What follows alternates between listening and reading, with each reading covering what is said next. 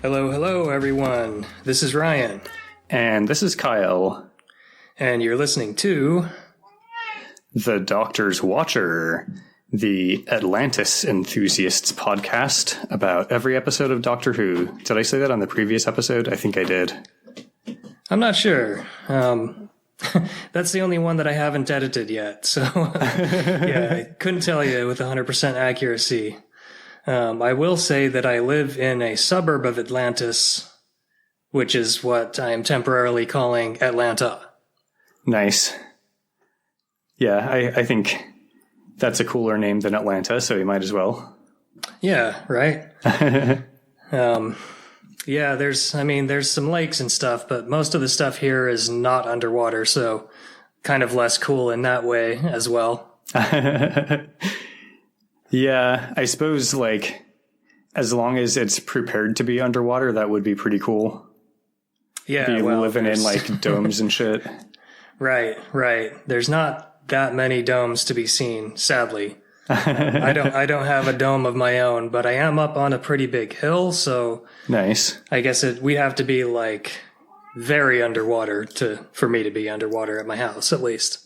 Yeah.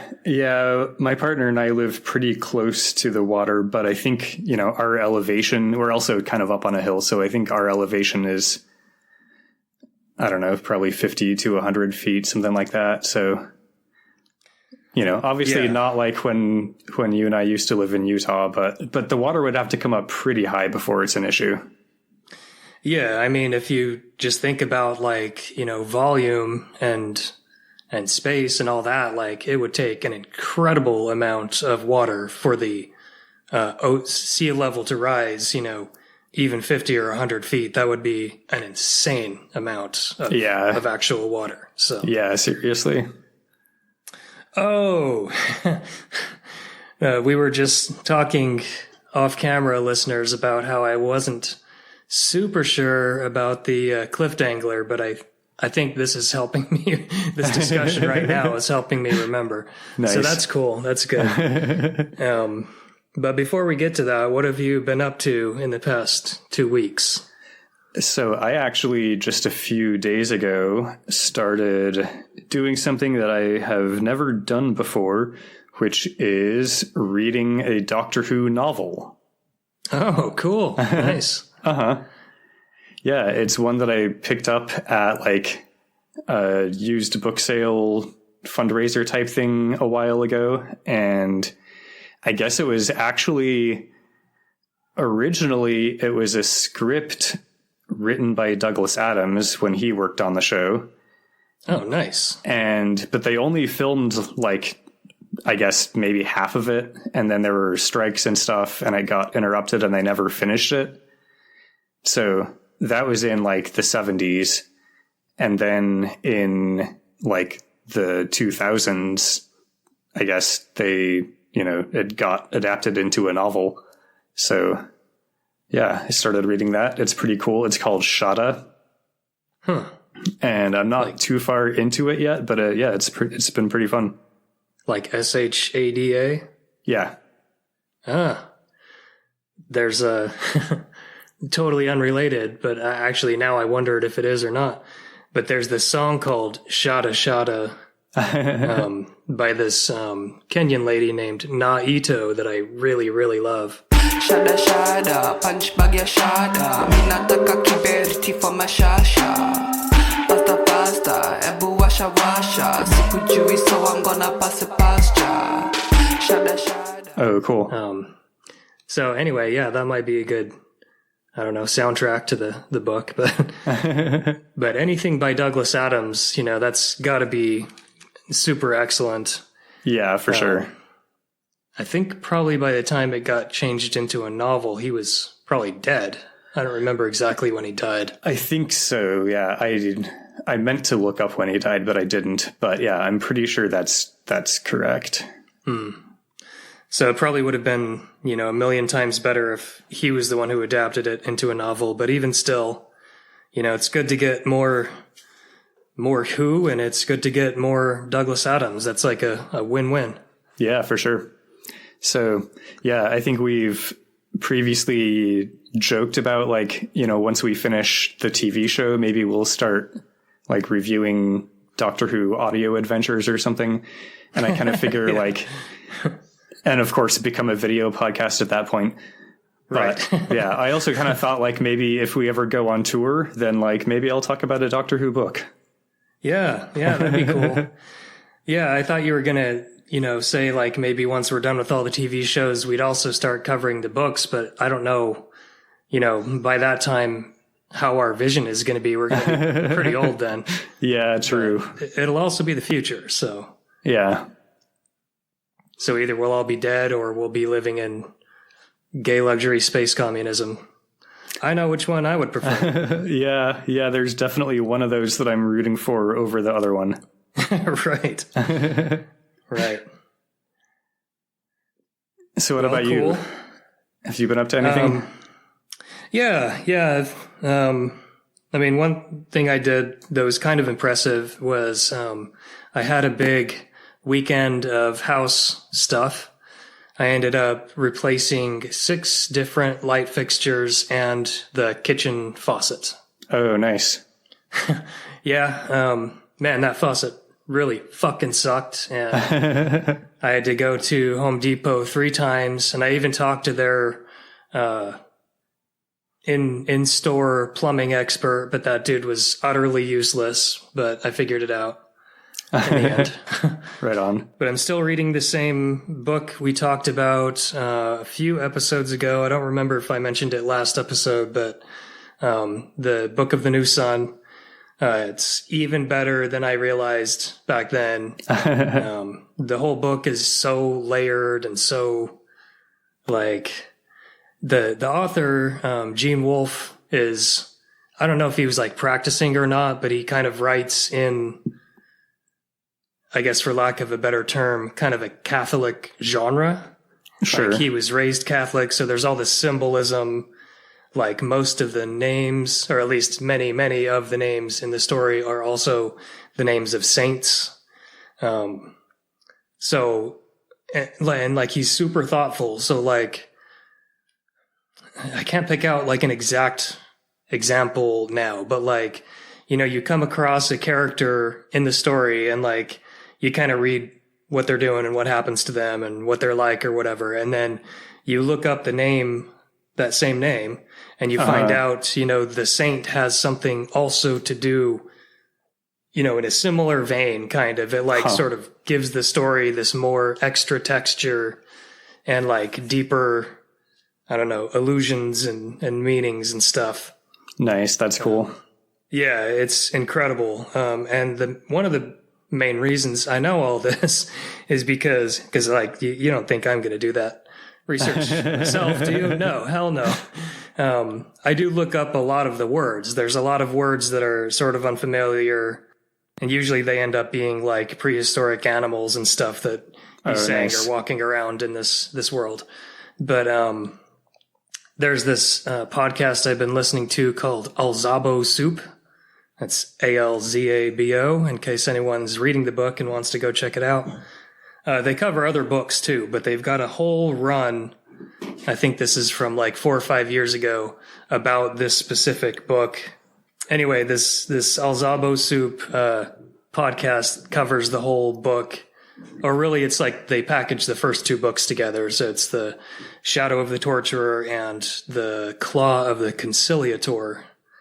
I'm in book 2 now, and so I'm kind of going through the podcast about book 1, so I don't, you know, I'm not like getting ahead of stuff I've already read because I don't want spoilers. But yeah, it's very, very good. They do deep dives. They research all the stuff. You know, they explain a lot of the words. They research most of the names. They sit there and theorize. They pick up stuff I missed.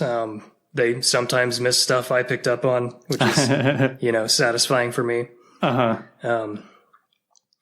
yeah, just, man, like I said, the other time we talked about it, I could go on and on, but the last thing I'll mention about that book is it's told from the protagonist's point of view.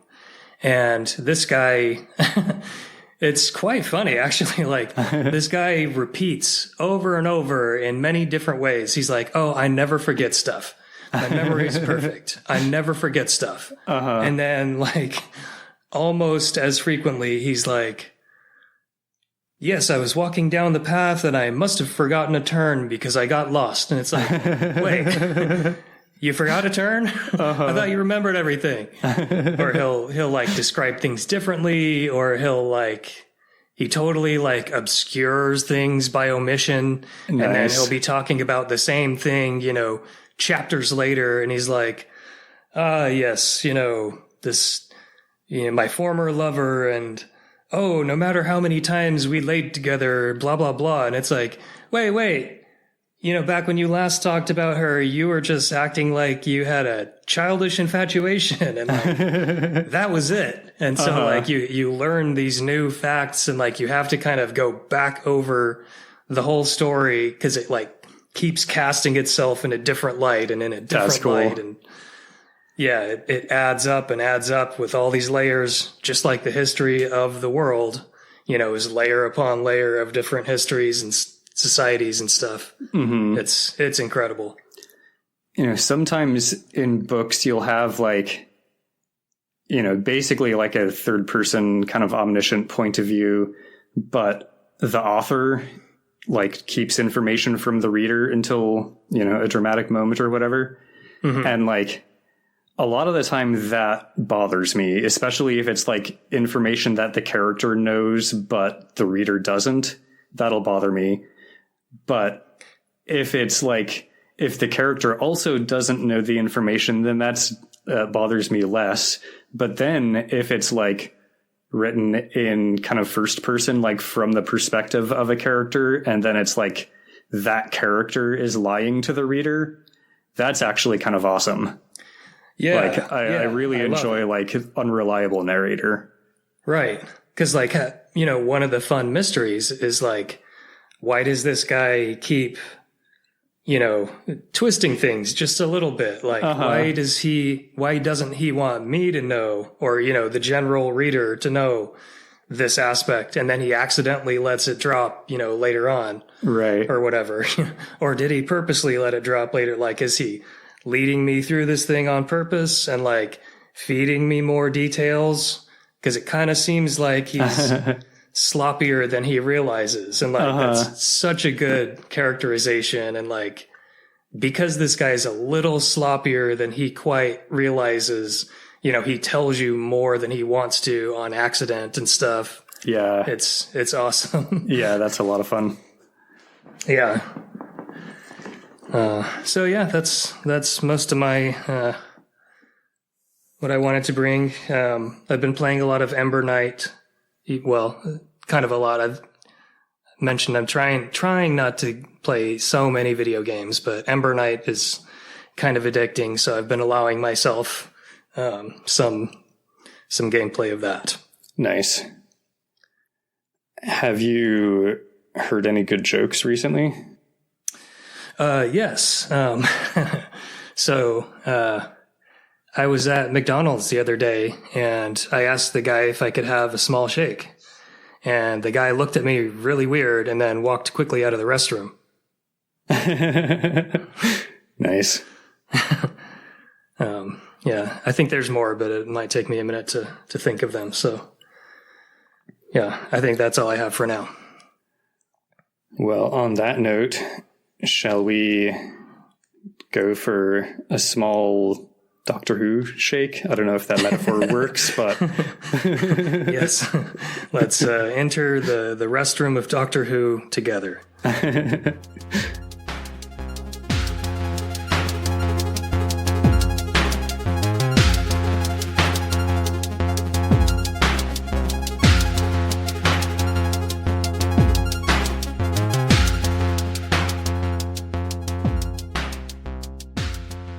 So this is the 21st episode of Season 4, the Underwater Menace, Episode 3. And how'd you watch it? So this is another existing episode. I watched the actual thing. Nice. Yeah. So yeah, on episode 2, I had this whole fun story about, collectors and finding the episode in the garbage bin or whatever. I couldn't find anything like that about this one. As far as I can tell, it probably just never actually got destroyed or lost in the first place. Oh, lucky. Seems like that happens a lot. Uh-huh. So even though I know these episodes are in black and white, I actually looked up, I was just curious what Jamie looked like since, I've got this picture of Jamie from Outlander, and I was like, how does he look similar? Does he not? He looks totally different from the Outlander Jamie. But some of the pictures I saw of him were awesome. Like, he's got your typical Scottish kilt, looks pretty cool. But then he had this, like, I don't know if this is like a constant thing for him, but he had this like neckerchief thing that was very impressive. Like, nice, super colorful, like cool kind of psychedelic-y patterns. Very like, even though I know, he comes from the Scottish Highlands, it felt like 60s England. Nice. Like, design and colors. It was pretty cool. Yeah, I'll have to look for that. I hadn't specifically noticed that, but like, yeah, I think in black and white, it's probably would be less noticeable. Yeah, and I'm not sure if these images I saw were like post-colorized or not. Sure.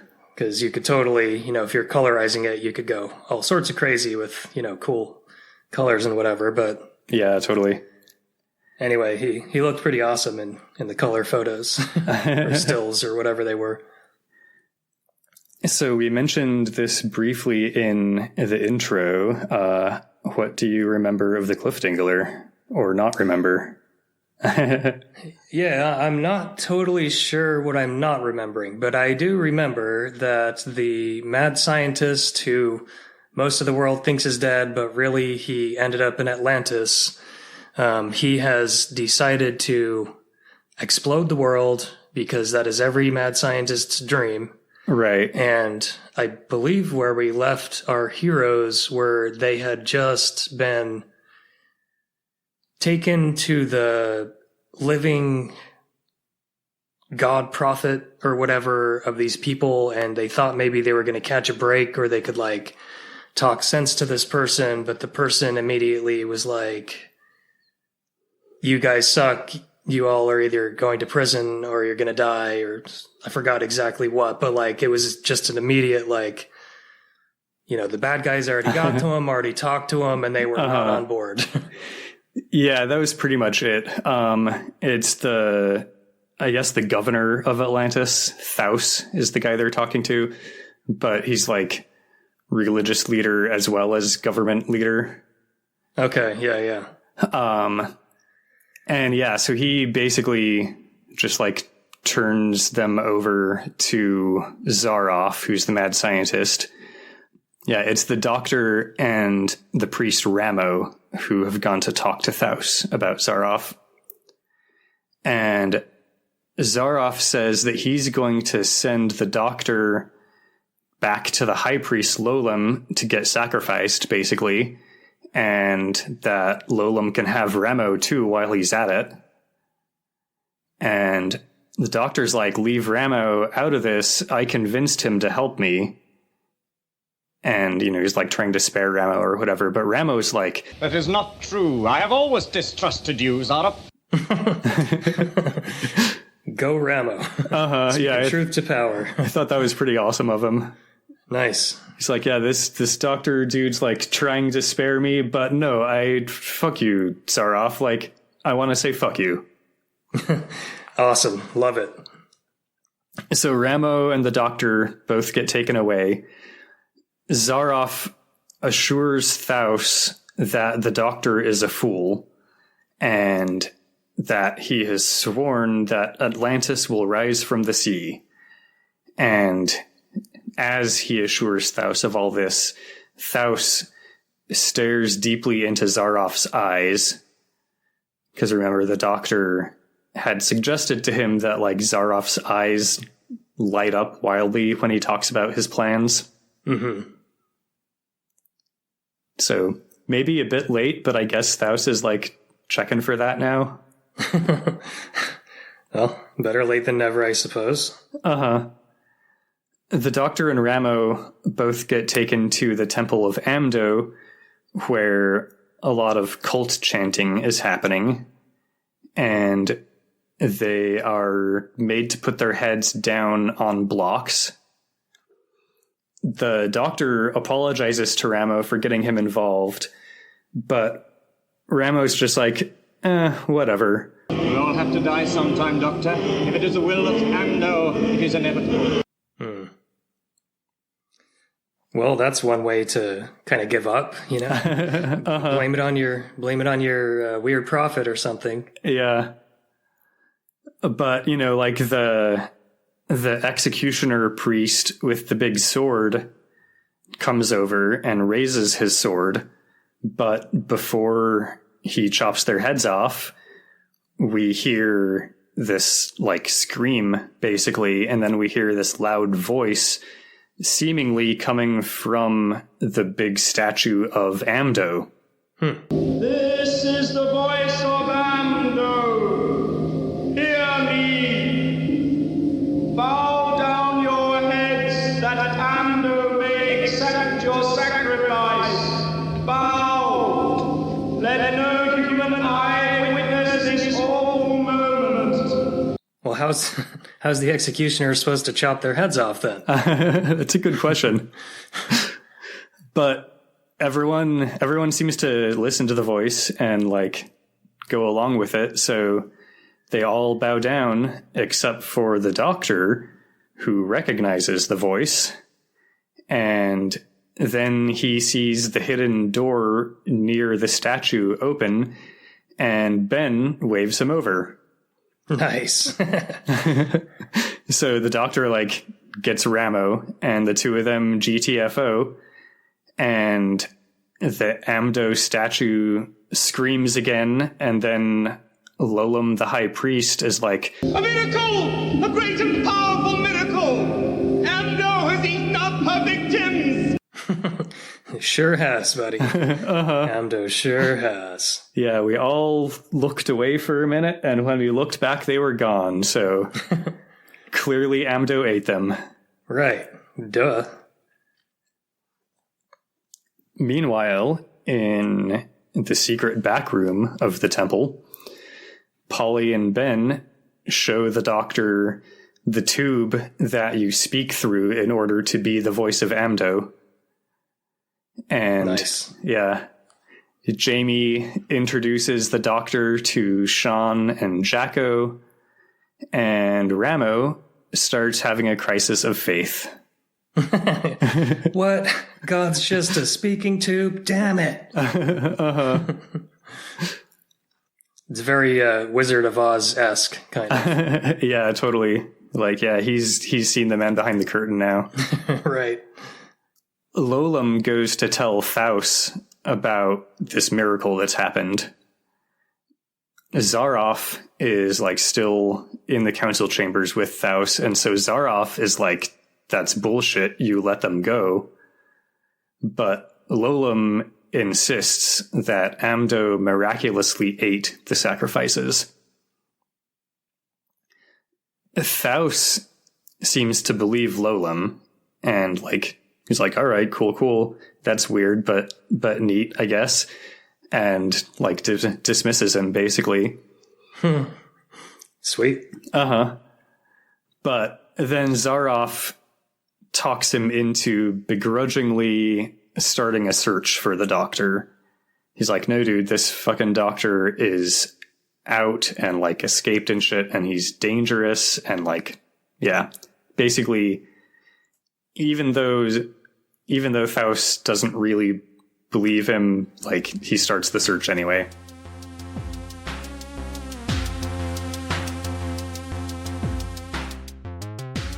Hey folks, and welcome to the mid-roll.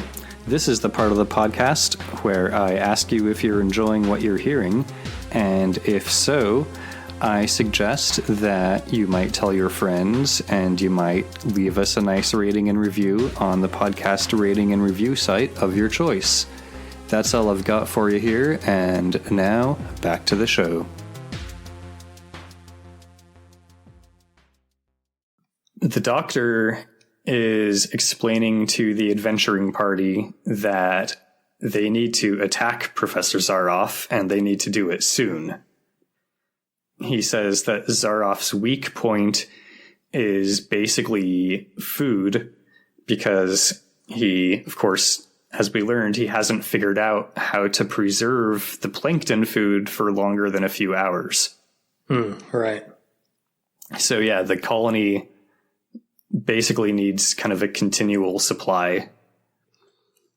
So the doctor sends Sean and Jacko to go try to talk the fish people into going on strike, while he tells the other PCs that they're going to go kidnap Zaroff. Nice. We cut to the marketplace, where Polly is now dressed in kind of the seashell shirt thing and like seaweed skirt and sort of like a decorative headpiece with like fin-like things on it. Basically the same sort of outfit that Ara wears. And the two of them are wandering through the market together.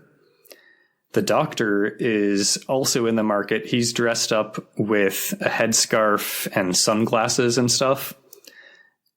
Polly's not very impressed with his costume. What's wrong with this?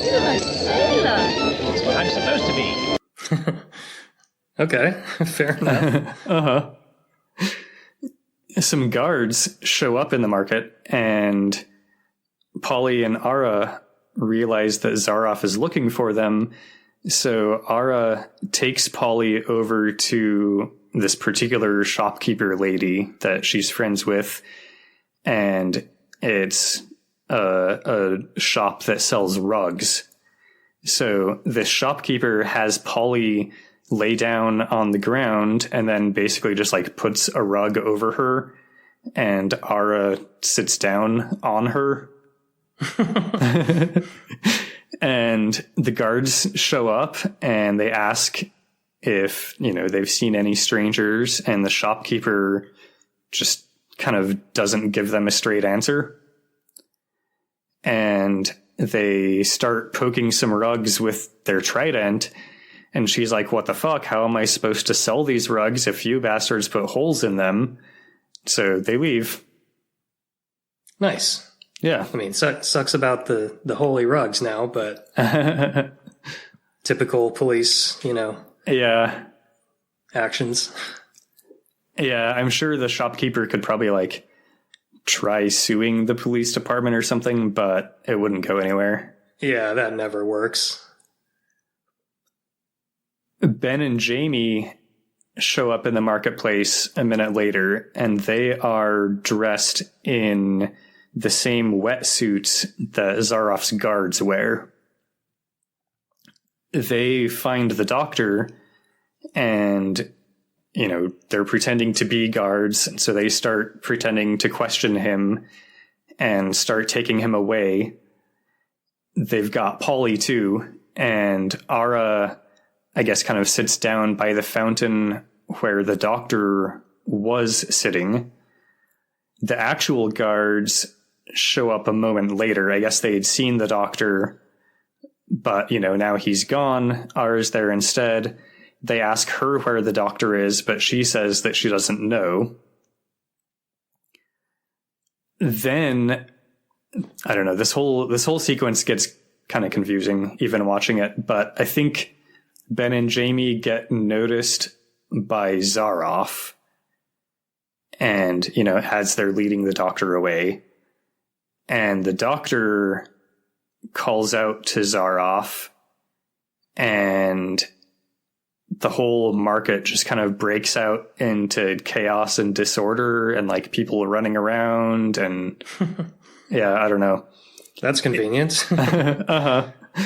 In the midst of all the chaos, the doctor gets away. Zaroff is following him.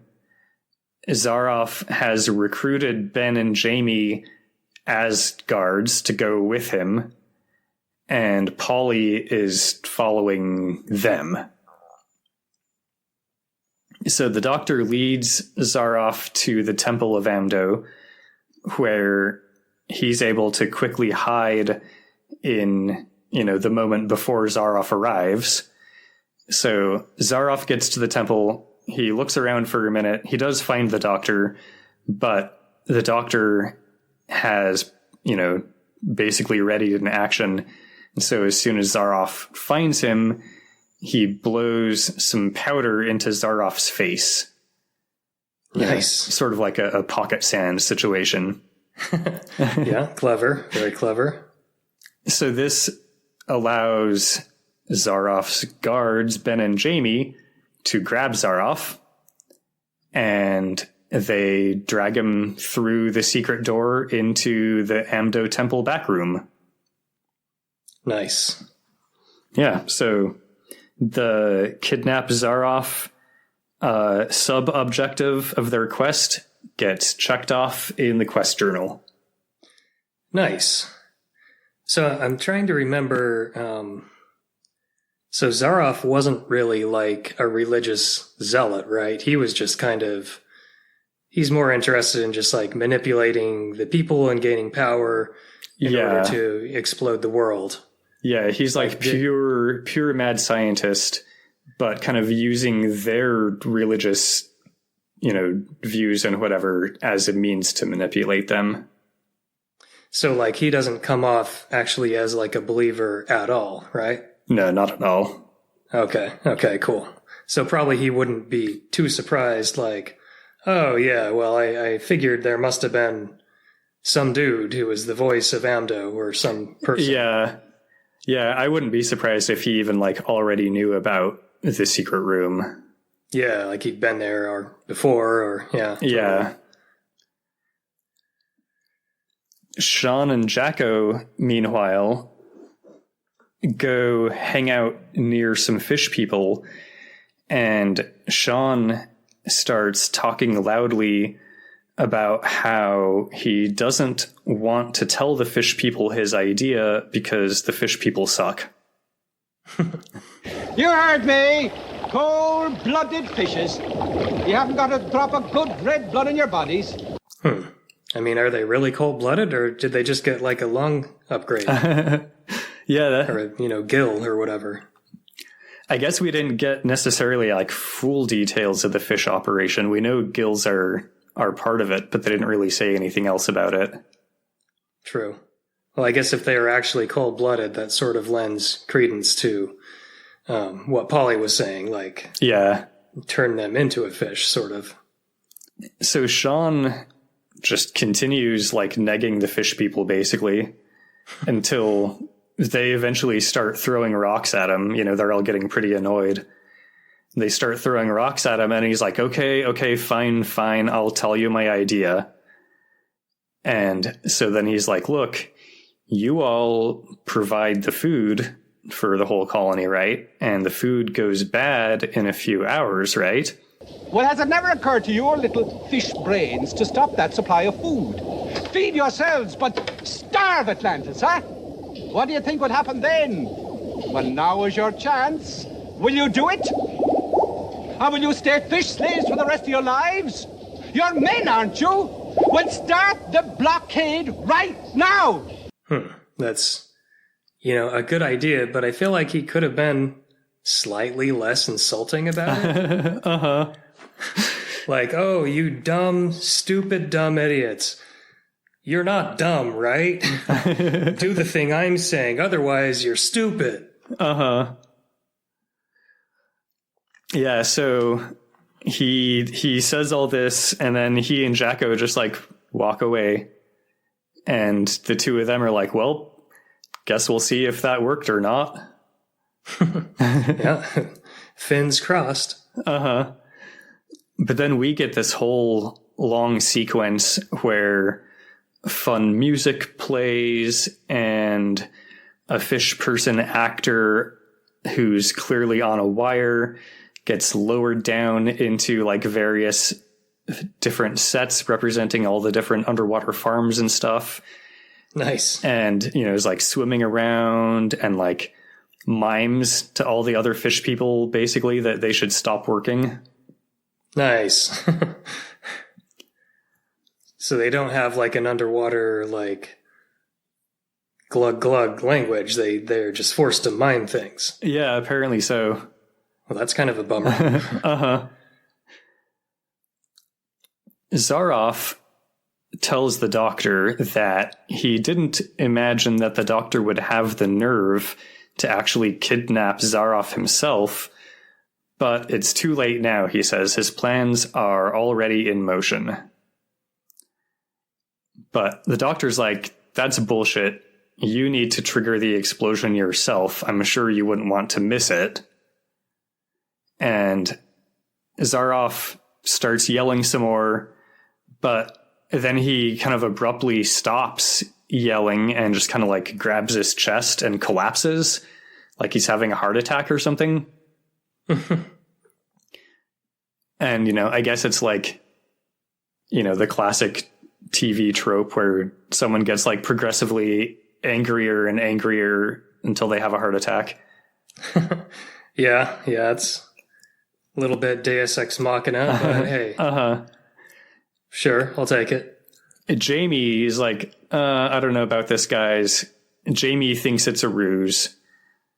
But the doctor takes Jamie and Ben with him to check out Zaroff's lab, leaving Polly and Ramo to just like keep a watch on Zaroff, basically. Make sure he's not up to anything. So Ben and Jamie and the doctor all head out into the main temple area, but they can hear cult chanting approaching the temple. So they quickly hide behind the altar. In the back room, Zaroff starts trying to convince the priest Ramo to help him stand up and go pray to Amdo for atonement. Why should I help you? Have pity on me. At least help me to stand at your side so I may feel the aura of your goodness. Polly apparently thinks that they should help him. I guess she's like falling for this, the whole like on death's door. So he's having like a resurgence of being good or whatever. Sure. So she gets Ramo to help Zaroff to stand up. But of course, as soon as Zaroff is standing up, he starts strangling Ramo. So Ramo pushes him off. They fight for a minute. Zaroff ends up throwing Ramo to the ground and raises a sword. Polly tries to stop him, but she can't. And he kills Ramo and takes Polly with him as he leaves the room. Oh, snap. Where did this sword come from? I am not sure that was ever really explained. Okay. So he's abducted Polly, and they've left through the back tunnels, while Ben and Jamie and the doctor are all hiding in the main temple room, basically, as some ceremony is happening. We basically just kind of cut to the end of the ceremony as all the cult members are leaving. Oh, you'd have thought it'd taken that long. Guess it was kind of a boring church service. Right. I feel that way a lot. That type of situation. The doctor decides for some reason that he's changing his plans. Jamie should actually go back and watch Zaroff, even though, as far as he knows, Polly and Ramo are watching Zaroff and Ben and Jamie are going with him. But he's like, no, Jamie, you should go watch Zaroff. Just at that moment, though, the not quite dead yet Ramo comes staggering out of the secret back room of the temple into the main room and finishes dying. Oh, right in front of everyone. Yep. So, of course, they all realize that Zaroff was actually faking his heart attack. They rush into the secret chamber, and of course, it's empty. Zaroff and Polly are gone. Sarah's taken her as a hostage. No! So, the doctor sends Jamie after Polly, taking Ben with himself. Ben, you and I have other fish to fry. Come on. Took a second, but that's a good pun. Nice. Polly's wrists are tied together, and there's, a whole length of rope coming off of them that Zaroff is basically using kind of as a leash to like pull her along as they go through caves and tunnels and shit. But she hears Jamie's voice. He's calling for her. And so she basically just tries to like yank the rope out of Zaroff's hands so she can run away. So, the GM calls for an opposed strength check, but Zaroff rolls a 1, so he's like, I don't even care what you rolled, Polly. And I guess that happens. You yank the rope out of Zaroff's hands and you run away. Sweet. I mean, I still like to make the Pollys in those situations make the roll, because what if they both get a 1? Yeah, that's fair. Then you've got a funny situation with like both falling on their ass or something like that. They can do another opposed strength check, but if you get a double 1, like I don't want to miss out on that for sure. Yeah, that's a good point. So she gets away. She reunites with Jamie, who unties her, and then Zaroff shows up and attacks them both. He followed Polly, obviously, as she ran away. Polly manages to hit him on the head with a big rock, but really fumbled the damage roll. She didn't even knock him out or anything. So they keep fighting, and after a few rounds of combat, Sean and Jacko also turn up, and they join the combat, and Zaroff is like, fuck this, and he flees. The adventurers figure that they'd better warn the doctor about Zaroff, so Polly suggests that they go find Ara, who can take them to Zaroff's laboratory. Maybe they'll find the doctor there. Back in the council chamber, one of Thaus's advisors is explaining to him that the fish people slaves are in revolt. They have cut off food supplies, and Zaroff has disappeared. Nice. Yeah, Strikes totally. are powerful. The advisor urges Thaus to take control. He's basically lost control of the colony, and Thaus is like, you're right, I can't let my people starve. So he sends the advisor to bring some representatives from the enslaved fish people so he can hear their demands. So can they leave the water? Or is he going to have to go to an aquarium and have them mime their demands, or how is that going to work? It kind of seems like they can't leave the water, so it might have to be the aquarium type situation. I guess we'll find out. I'm very curious. Zaroff shows up in the council chamber, and he's like, I will restore order with my guards killing everyone who resists. And Thaus is like, bullshit, I demand that you blah, blah, blah, blah, blah. But before he can get to the blah, blah, blah, Zaroff interrupts him. You demand! Well, since your beloved goddess has developed such an enchanting appetite for people, It is only fitting that the great South should offer himself. No. No. I shall offer him. And he shoots Thaus. Oh, nice. Yeah.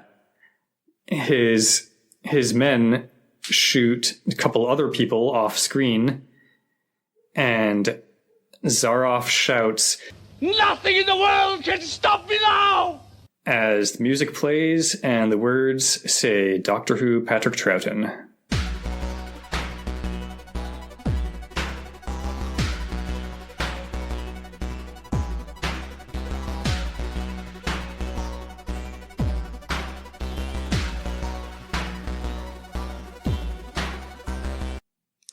Nice. Well, you gotta love it when people start going mad with power and, just killing everyone in their way. Yeah, totally. Cool. Yep, another good installment. I'm very much enjoying this Atlantean serial. Yeah, I like kind of the mix of, and I mean, this is pretty typical of Doctor Who, but it's very enjoyable to have, a mix of our heroes and then some like locals that are, already kind of the rebellious type or Right. mad with leadership, and they're like, you know what, fuck it, I'm helping these people. Yeah, totally. Like we've got our, the TARDIS crew itself basically, but then we're like, yeah, let's, throw in a few NPCs like Sean and Jacko.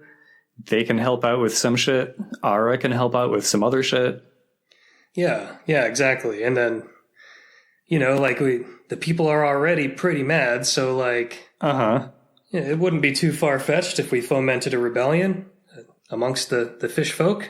Yeah, like they're already, being forcefully having their bodily autonomy completely taken from them, both by enslavement and by like medical operation. Yeah. So I think that, that's ripe for rebellion. Right. And that's, a nice touch and very typical of oppression. Like, it's never just one thing. It's usually like a bunch of things that kind of reinforce each other that create, one pretty difficult to avoid situation. But yeah, for sure. Yeah, it's not just one thing or another. It's like, well, it's this and it's that and it's that and it's that. And this is how we know we should never let psychopaths like billionaires and politicians get power. But right. The regime tries to justify it. They're like, well, we rescue shipwreck victims who would have died, and then we only enslave them. So like that's okay, right? It's like, no, that's not fucking okay. Right. Yeah. The rescuing them part, that was okay. But that doesn't like justify you in being evil after that. Well, awesome. That was pretty cool. Nice little underwater cliff dangler. Cliff float dangler, I guess, because that's what usually happens kind of underwater. But yeah, nice. That's fun. I bet happens like when one of the fish people is like, going down one of their fish hallways and they like trip and kind of run into a wall. What? They say, damn. Nice. Yeah. Nice. Well, any further notes on this episode? No, I don't think so. All right, cool. Well, trying to think of more fish puns here. I can't wait until we nibble upon the fish food of next episode, because my 5-minute goldfish brain requires stimulation, or else I forget everything. Nice. Yeah. I will need to refill my water bottle in between recordings so I can continue breathing through my gills for our next episode. Yes, very good point. Unlike a fish, though, I'm not just going to go pee wherever I am, because they can kind of just do that and swim away, and it's no big deal. But for us, it makes a big mess. And then I wish I was a fish. Some other fish is like, I just swam through a worm patch. Weird. Right. What was that? Well, doesn't matter. I'm peeing now, and this feels great. All right, cool. Well, I will... Much like a fisherman, I'll catch you in 2 weeks. Nice. Yeah, tell your friends. Give us a review. All that fun stuff. A wide net on sharing the news of how good this podcast is. Indeed. Reel your friends in, hook, line, and sinker. Nice. Yes. And don't be slimy about it. Cool. Okay. Well. Yeah, I can't think of any further puns, so that. Yeah, I think I'm running out too. The episode. All right. Well, I'll see you in 2 weeks. Bye. Bye.